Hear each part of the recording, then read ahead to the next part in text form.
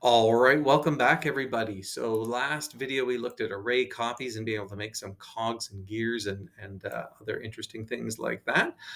Today I want to look at another valuable idea as you're starting to build more complex parts and things like that. So in this case, I had, say, my copy of 6 gears, which is kind of handy. And let's say I was going to put those gears all over the place on some kind of device I needed to print out. Um, but later on, I realized, oh, you know what? They weren't quite right. This one had to be actually a little bit bigger, and actually all the gears had to be bigger. At which point I would have to kind of move through and fix each one. The other issue that you're going to have is quite often if I touch two things in SketchUp together, it thinks I want to fuse those. And you will see here that I've kind of just touched those two things together. The problem is now if I start to grab one of those and I try and move it, you'll notice I can't actually pull these apart. They have been fused together because that's kind of how SketchUp works. Um, an easier example maybe would be to say, let's make a little box, and I'm going to extrude that box. Oops.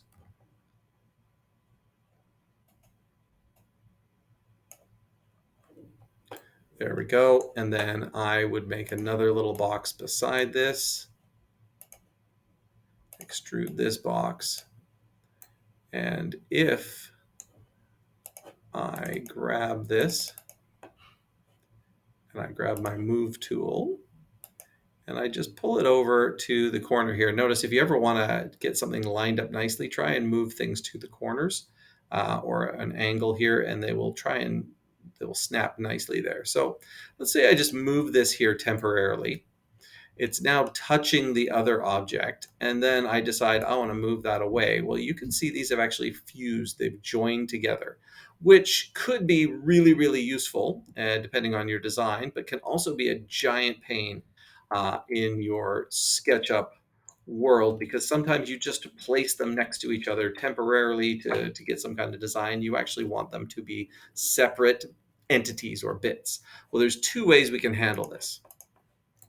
The first way is to create what's called a group. So I basically join this thing into um, its own object. And to create a group, you just simply select everything you want in the group. I'm going to triple click that.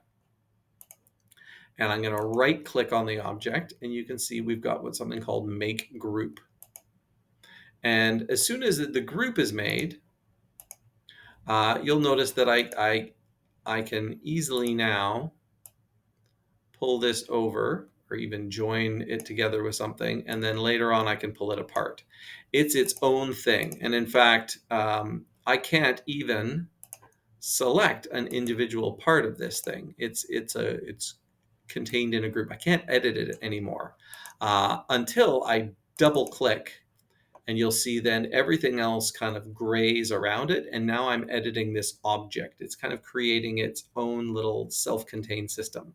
I could then go in and make a little adjustment to it and then simply click outside and we're back into the rest of the world. But this object, this thing is now grouped together and it can't fuse or join another object. So this is a really handy way of doing something quite quickly and to kind of take sections of your model and say, well, I want this to be like its own little group together. So it's not going to fuse or interact with the other ones. They can go near each other, but it's very nice to be able to pull things apart like that. So once you've built something a little more complicated, try giving it a group.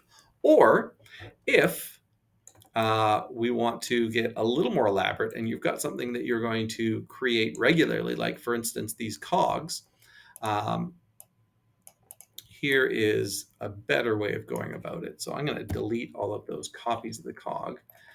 And now I've got this cog here. It's definitely something that's prime for making a group out of, or what we're going to call another thing, which is called a component. Now, a component is like a group, but it's a little more elaborate and a little more sophisticated. A component allows us, when we make component, to not only just group it, but we can actually name this and talk a bit about it. So this, I'm going to call this a cog wheel. And we can even give a little more of a description about it. I'm going to hit OK. And you will see it functions very much like a group now. When I click on it, you can see the whole thing is kind of as one.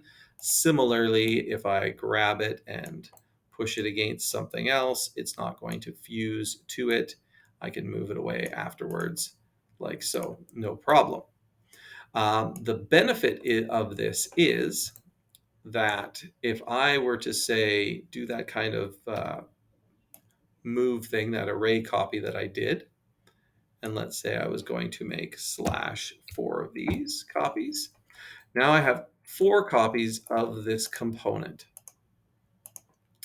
And the magical part is they know they are all components. They know they're all cogwheels, and that all cogwheels should be the same. So if I wish to make an edit, say double click this one, and I'm going to change this cogwheel. For instance, maybe it has to be a little bit thicker. I pull it up, you'll see all the other cogwheels also are reformed and reformatted. And this works for any kind of editing that I'm going to do to it. For instance, let's say I was just going to scale this, make it a weird cog. If I were to shrink it this way, you'll see that it does not change all the other ones because I'm changing the outside. I'm not editing the component itself. However, if I double click and then click all of these, you see even selecting them, it automatically does that for you. And now I were to shrink it inside the component, you can see all other components are updated to match and be identical to this. So this is really, really handy if you're having to model or design something a little more sophisticated and you're going to repeatedly use something, definitely turn it into a component. You can even go to entity info. If we right click on it, and it'll tell me a little bit about it. It is a cogwheel, and it'll even tell you there are 5 of them in my model. So components are very, very handy for this kind of thing. So now you've got grouping and components to be able to create better models and be able to manage your modeling a little bit better, especially if you're having to 3D print something more sophisticated.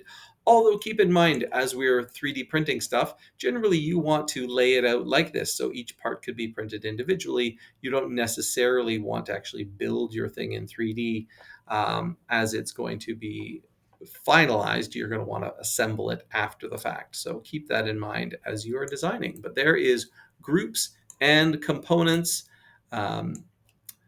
for working with your models.